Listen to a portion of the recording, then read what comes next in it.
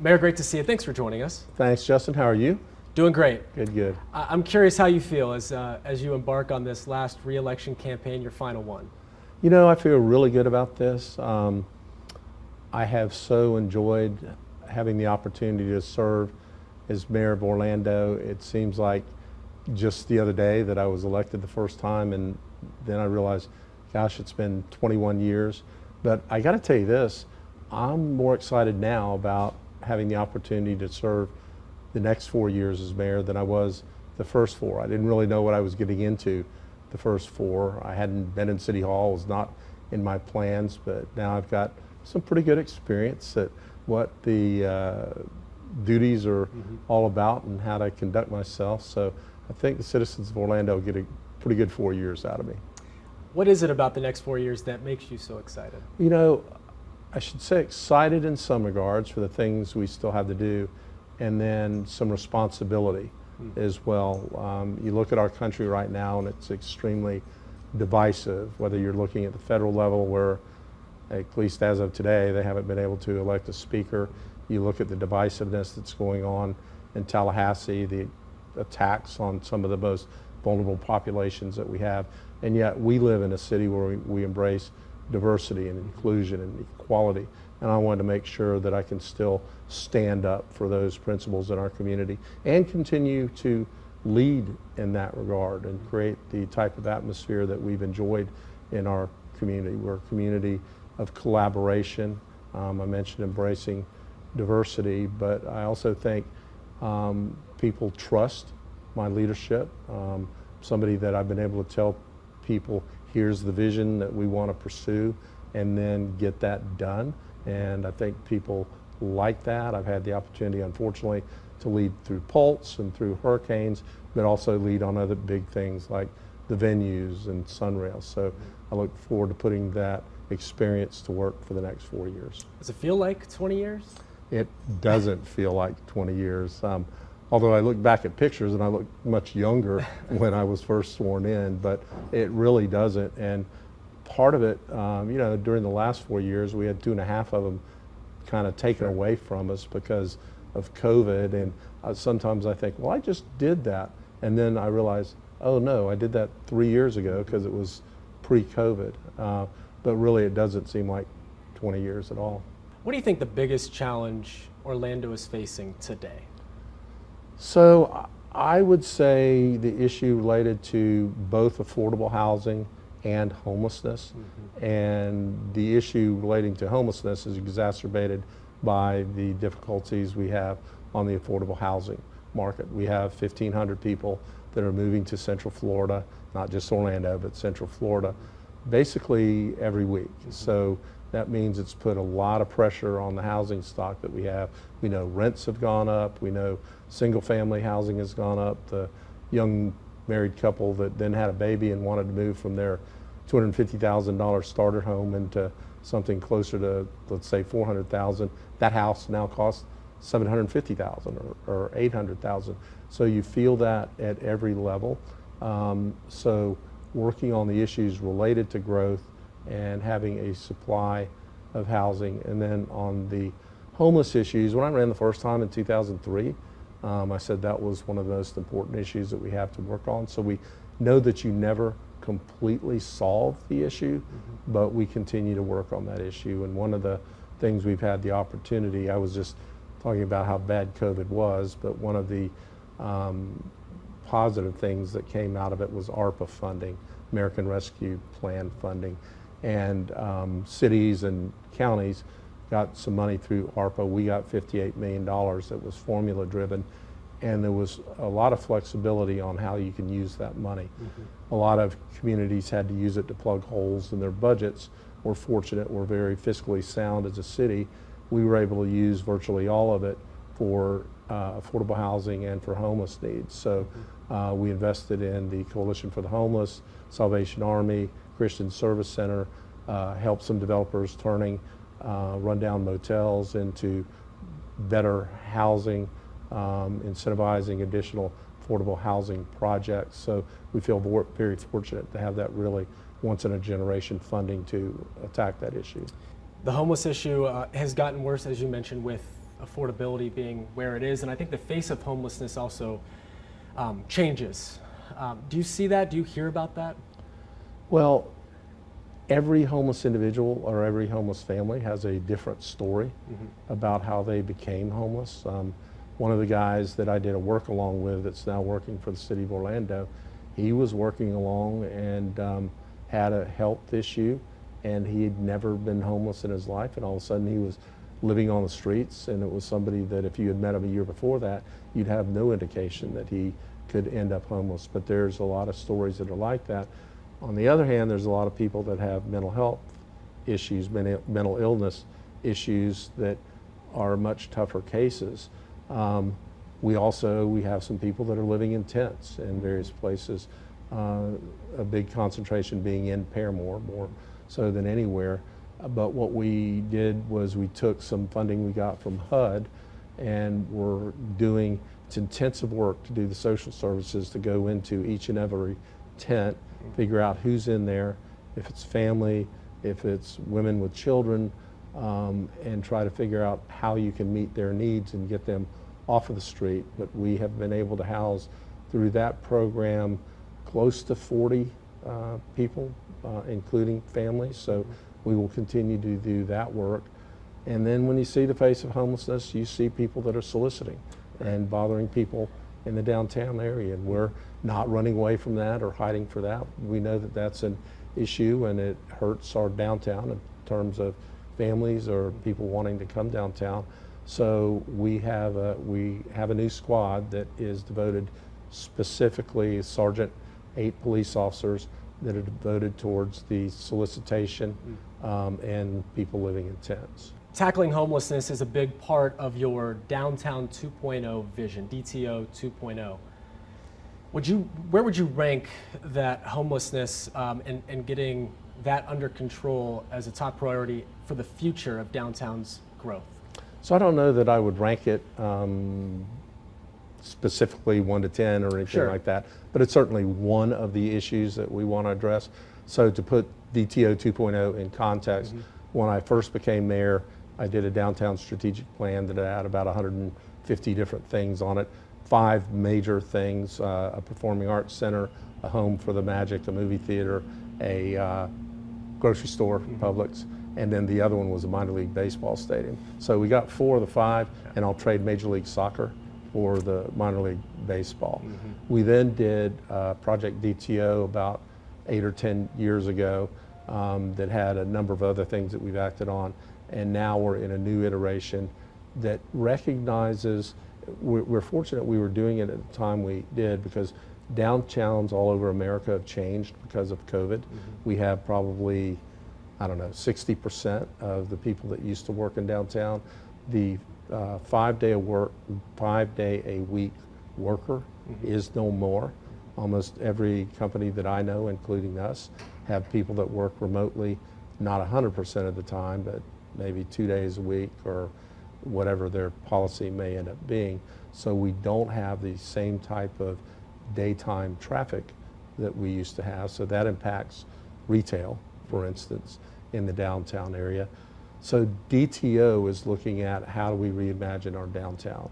So we want a downtown that is safe, we want a downtown for everyone, and we want a downtown that's the economic driver for all of Central Florida. Safety, we'll talk about some more if you want to. But the downtown for everyone recognizes it's not just a downtown for that daytime worker, and it's not just a downtown for the people that are there from 12 o'clock to 3 o'clock on Friday night. It ought to be a downtown for your parents or your kids or your grandkids, and we ought to have experiences that draw people downtown. We ought to have a walkable downtown, a shaded downtown.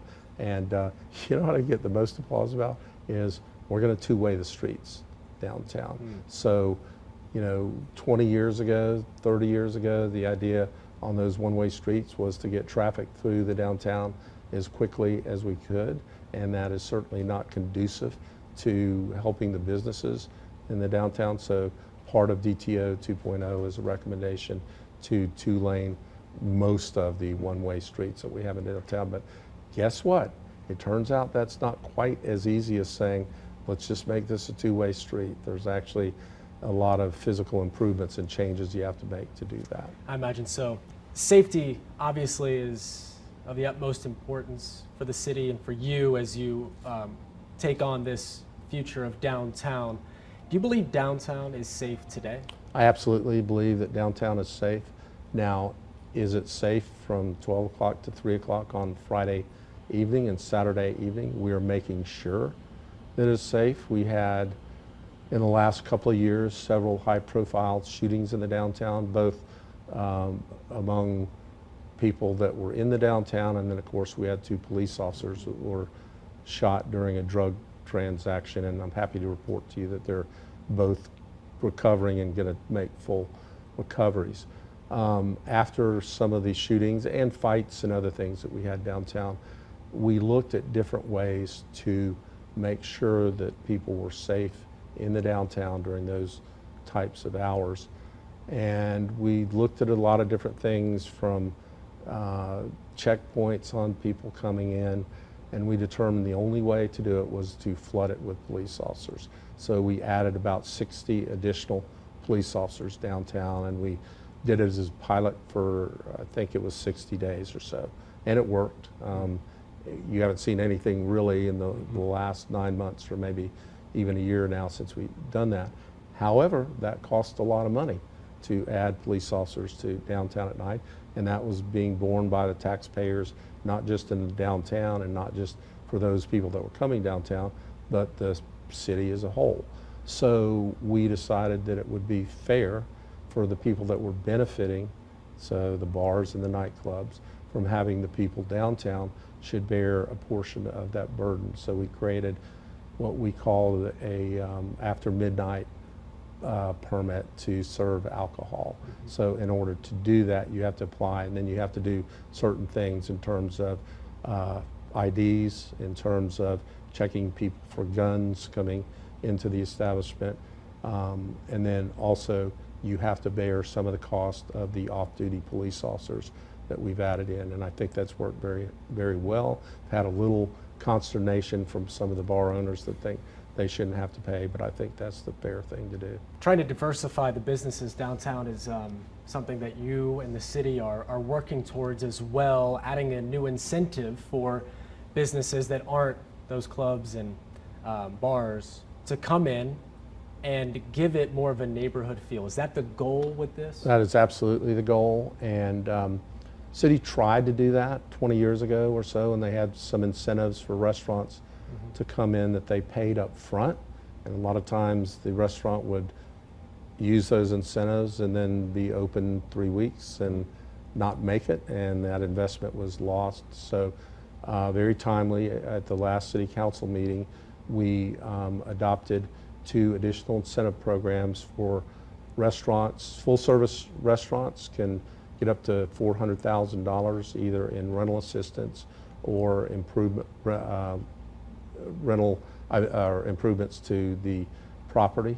So it's a match though. So they have to put in as much as the city is putting in or willing to match on their part. We're also doing that for professional services, and then straight retail.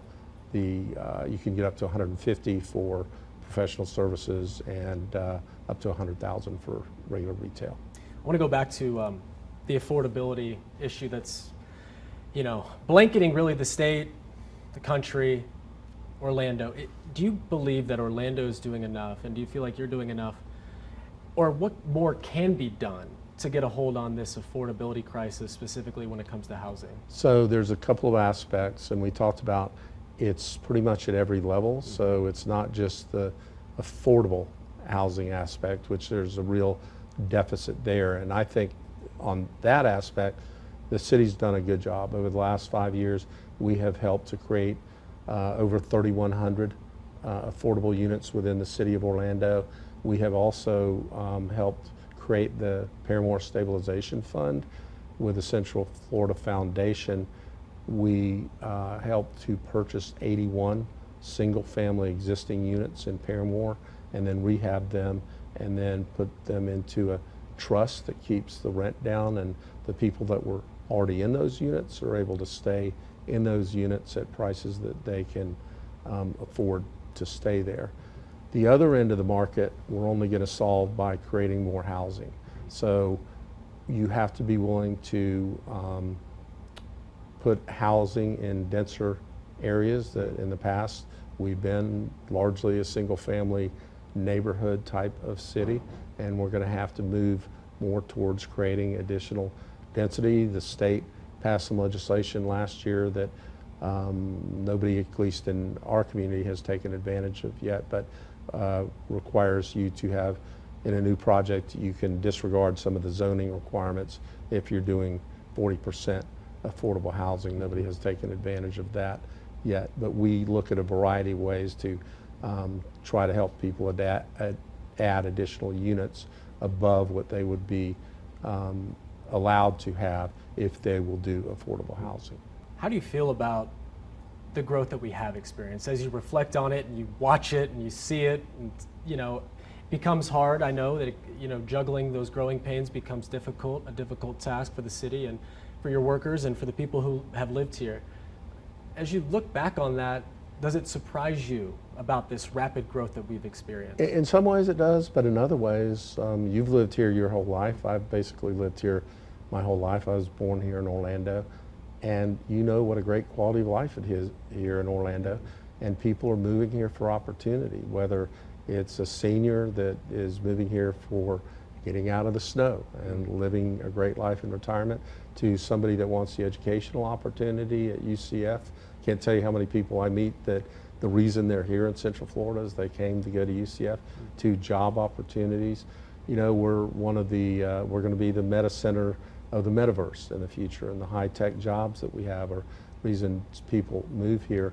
And surprisingly, you can come here and visit and go to Universal or Disney without ever experiencing the real Orlando, either downtown or the great neighborhoods or some of the neighborhoods north of here. But I think once people are exposed to that, they like what they see and want to move here.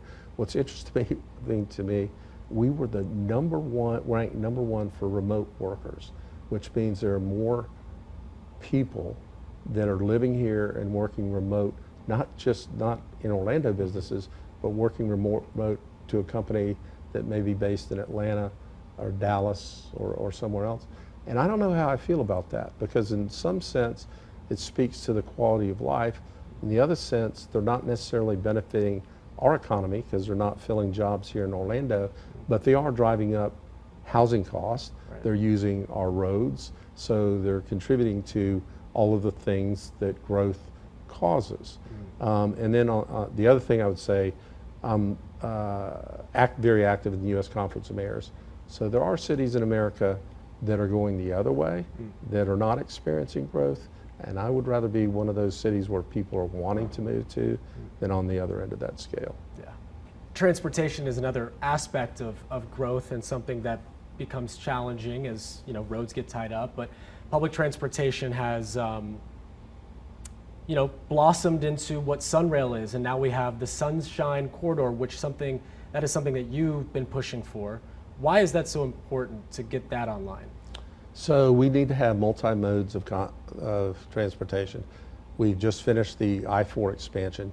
You cannot expand that again. We're pretty much done with that for at least our lifetimes, till we have something different, like they're floating above the road or whatever that may be. So we need to have other forms of transportation. Sunrail was always envisioned as just the first piece of a robust system. So the most important next part of that is getting to the airport, which is also part of the Sunshine Corridor. But we just had Brightline open, for instance, that connects Miami, Fort Lauderdale, West Palm to the Orlando International Airport. I haven't taken the trip on it, but everything I hear from anybody that has just says it's wonderful. But think about being able to get on any of the Sunrail stops along the 61 miles, go to the airport and transfer to Brightline, and being able to get to Miami in basically 4 hours with the Sunrail piece of it. The Sunshine Corridor is bigger than that, though. The idea there is to connect the airport, I-Drive at the convention center, and then South I-Drive / Disney and have commuter rail traverse that route. But in addition to that, give access to Brightline to go from the Orlando International Airport to Ybor City in Tampa, and to use the first part of that, the Sunshine Corridor, jointly, both Brightline and Sunrail. Yeah, a lot of people excited about that opportunity. Well, and think about it, there are, I guess, 20,000 jobs at the airport and 80,000 jobs on the iDrive area. So we're not just transporting tourists from the airport, we'd be transporting people to work as well. I do want to ask you about the city buying the site of the Pulse nightclub, and why that was so important to happen. Why do you feel like that was such an important thing to get accomplished? So after the Pulse tragedy, it wasn't clear what was going to become of the nightclub. Right. City at that point offered to purchase the property for roughly what we paid recently. The owners of the club did not want to sell the property. They wanted to start their own not-for-profit and be the keeper of the story, and they wanted to take over the responsibility for building the memorial, and then it transformed into a museum as well. Most of the memorials around the country have not been constructed by the public entity. It's been some form of not-for-profit. We did a lot of investigation with Oklahoma City and New York and talked to them when we thought we were going to do it. So they pursued that for now 7 years, and nothing has resulted from that. They distanced themselves from the original owner, who still owns that property, and about a couple months ago, One Pulse Foundation and the owners could not come to an agreement in terms of the purchase of the property.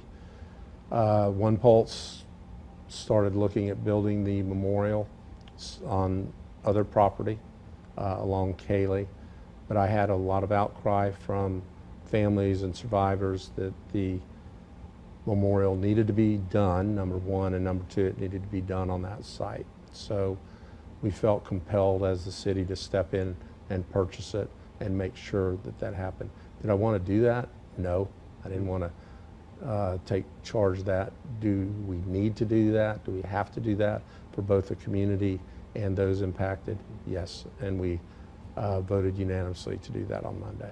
Obviously, you know, you're running a campaign, you have opponents, and some of your opponents will say that Orlando's just going in the wrong direction. It's not safe anymore, and it's becoming more unsafe. Is that how you see it? How do you see it? Well, and what would it's you tell certainly them? not accurate in terms of violent crimes down, homicides are down, gun crimes are down, seizing of guns is up. So if you just look straight at the measures, we're headed definitely in the right direction. We're adding 57 additional police officers in this year's budget. We've done a lot of interesting initiatives. We've done a new community response team, which is mental health professionals that are responding to calls that are appropriate for them. We're sending 2 mental health professionals instead of somebody with a badge and a gun, and we now have people that call 911 and request them. We have a community intervention team as well, which are mentors that are in the communities. They're people that have been in trouble themselves, so they know that lifestyle, that are trying to help redirect some of the youth into the right direction. So I feel like we're definitely headed in the right direction. Now, that's not to say we haven't had some high profile events in the last, let's say, 18 months or so. And, you know, crime, one shooting, one burglary, one assault is too much. So I'm not naive enough to think we'll ever get to a level where it's zero crime, but at least in our estimation, the lower we can get it, the better. I have some viewer questions as well from people Let's who do it. live here. The first one was, when will Orlando and Orange County collectively work to better the community around Silver Star Road? Most of Silver Star is in the county. Right. We certainly work with the county in all of the areas where we touch and have pieces together. Crossover. So, we have Silver Star that goes basically from John Young to the east, and I don't think that that's the areas that they're necessarily thinking of, but I can actually, our part of that's probably the Mercy Drive area that is connects with Silver Star, and the city is doing a lot there. We have purchased from the federal government 5 of the properties that will run down apartment buildings and have redeveloped them, which has made a huge difference in that area. The packing district also is, I didn't have that down, but it's right around there, sort of. The packing district is right on the edge of that, so if you haven't driven the Orange Blossom Trail lately, you will be very surprised at the intersection of Princeton. And then if you go over to John Young, we just recently opened what we call the Grove, which is our newest park that also has the tennis center there, dog park, about 5 miles of walking trails. John Rivers is doing the farm just south of there. There's actually a number of multifamily developments that are going on. One is actually in the park, and then there's 2 that are on opposite corners of Princeton, South Orange Blossom Trail. So really going to improve that area. Another one was Orlando spent $30 million to lure Maitland, a Maitland tech company, which I imagine was EA Sports. I don't know if that figure is correct, but to downtown, to lure them from Maitland to downtown. How many years will it take before Orlando breaks even on that deal?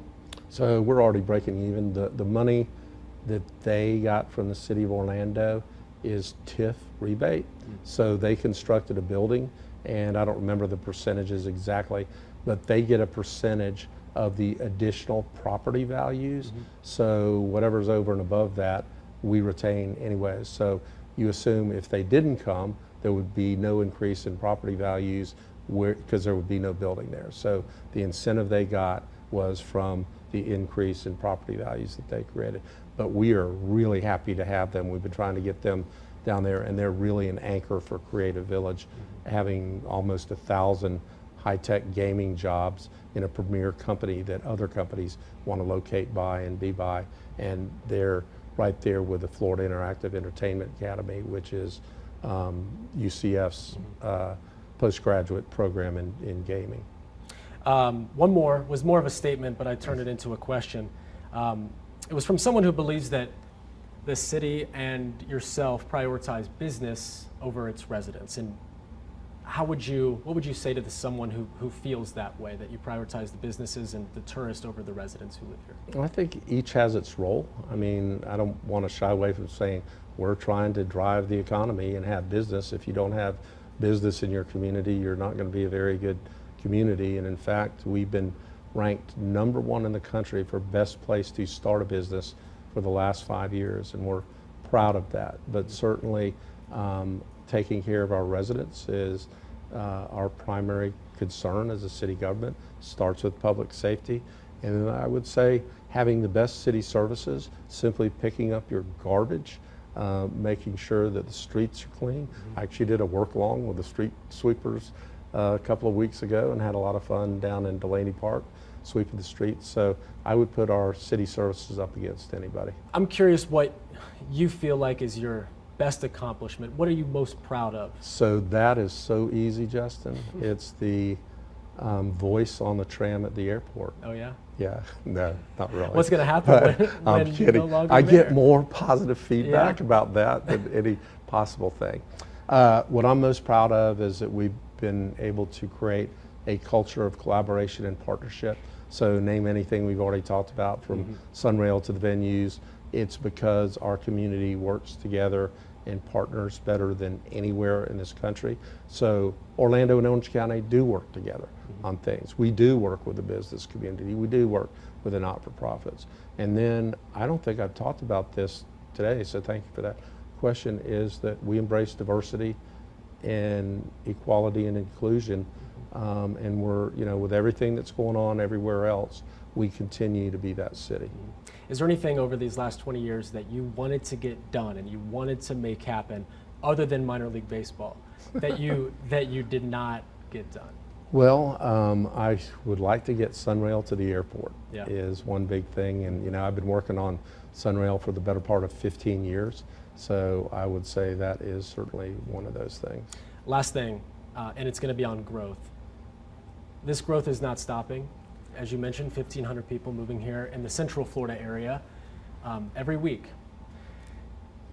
Will there be a tipping point on this, or are we going to be able to handle that sort of influx? So we have to be smart about it. We have to think about our land use patterns. We have to think about clustering more density around nodes. So we talked about why is Sunrail important. It's important to be able to have clusters where people don't need to have a car, whether that's downtown or Maitland or Altamont. And you've seen a lot of growth in downtown, yes, but some of the other areas as well has had things that have sprouted up, transit-oriented development, they call it. So planning for that growth, but the reality is we can't put a moratorium on people coming to Orlando, so we have to be prepared for that. And I would go back, you know, to the other equation. It's a lot better to have people wanting to come to your community than fleeing your community.